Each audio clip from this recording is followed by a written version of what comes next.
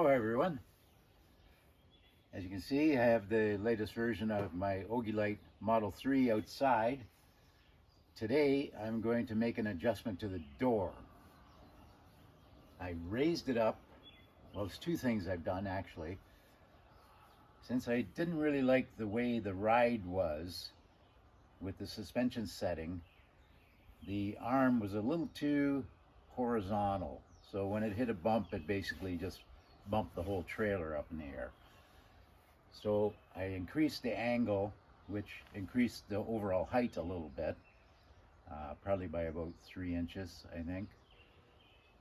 But I increased the downward angle of the arm, so now it rides much better.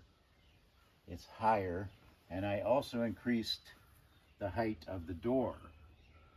Not by changing the hinges, but by changing the struts inside. So now you can see that I can walk right underneath it on the outside without hitting my head, which is great. But what isn't so great is when I'm inside and reach up to grab the strap from a sitting position, it takes a lot of exertion and a little bit more effort. And the other thing I noticed is that when you're inside, it's hard to demonstrate it from here, but it used to, with the old setting, when I open the door, basically it would just start moving. Now you open the door and it doesn't start moving until quite a ways. There. Now it starts moving. It might seem like a small thing, but it's just, I don't want to have to exert myself just to open the door. You know, the whole idea of a door like this is to give lots of room to get in and out, also avoiding with a front hinge door hitting this fender. So what I'm going to do is I have about 3 choices of where to mount the bottom ball mount for the strut. So I'm going to lower it back down a bit until I get it where I want. It is nice to be able to walk underneath this, but I don't think that's that important. I mean, most of the time you're not going to leave your door wide open when you're sitting outside because you're going to let all the bugs into your trailer. So even if it ends up only about this high and I have to walk around it, that doesn't bother very much. I would much rather have a door that opens easy and closes easy rather than one that just makes it easy to walk underneath. Anyway, I'm going to go ahead and start making my adjustments, and I'll get back to you.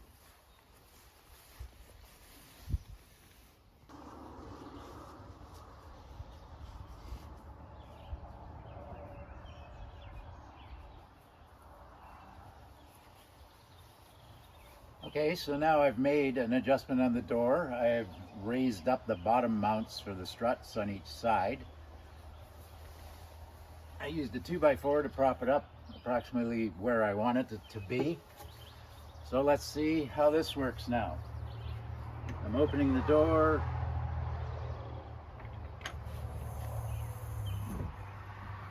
And you still have to pull it out, you know, about 8 inches or so before it starts to go. But now we'll see if it's easier to close it from inside the trailer. As you can see, it is lower. I can brush my hair on it, but I can still walk underneath it, so it's not as low as I can go, obviously. But I kind of like this height that the door opens up to. So now we'll see how hard it is to close it from inside.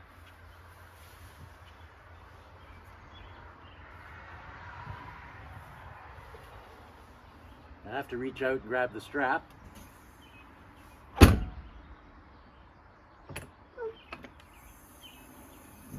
That's much better. That's a big improvement. Very little effort to open the door and an easy pull.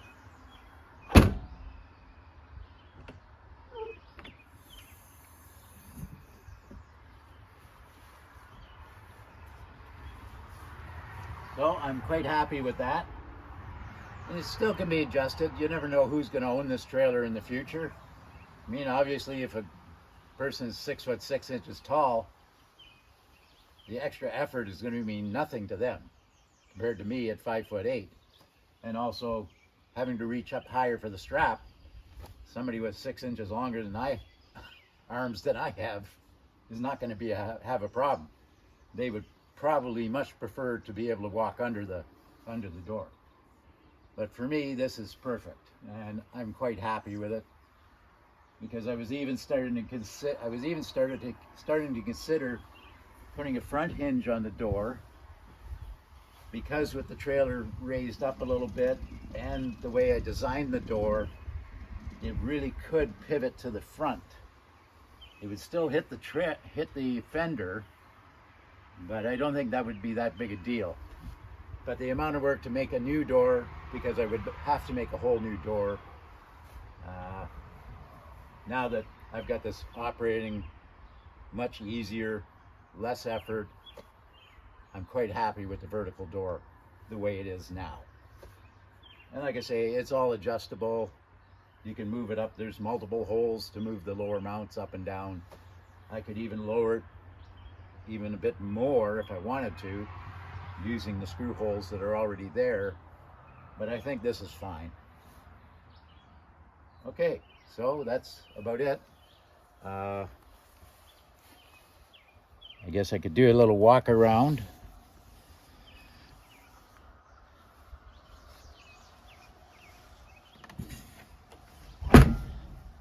You don't have to push on the door to close it.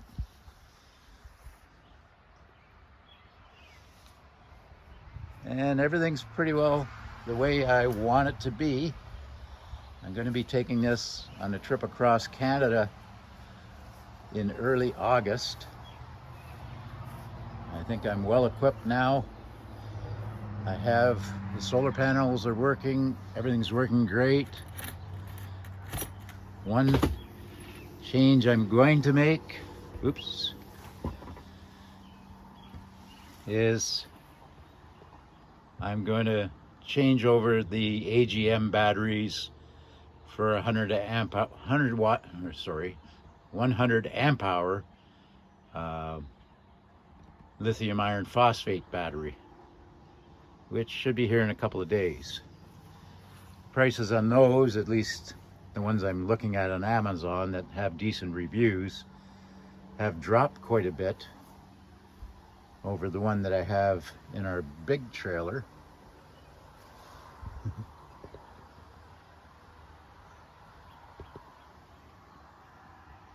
But the main reason is these batteries are heavy. The two of them together are 63 pounds. They seem to work really well. I mean, I can run my heater, I can run my fridge, basically non-stop, using with the solar panels, you know, and these two batteries in parallel. But I think saving 40 pounds off the tongue weight is a good idea. All right, so that's it for now. Thanks for watching. Thanks to everybody that subscribed, and have a good day.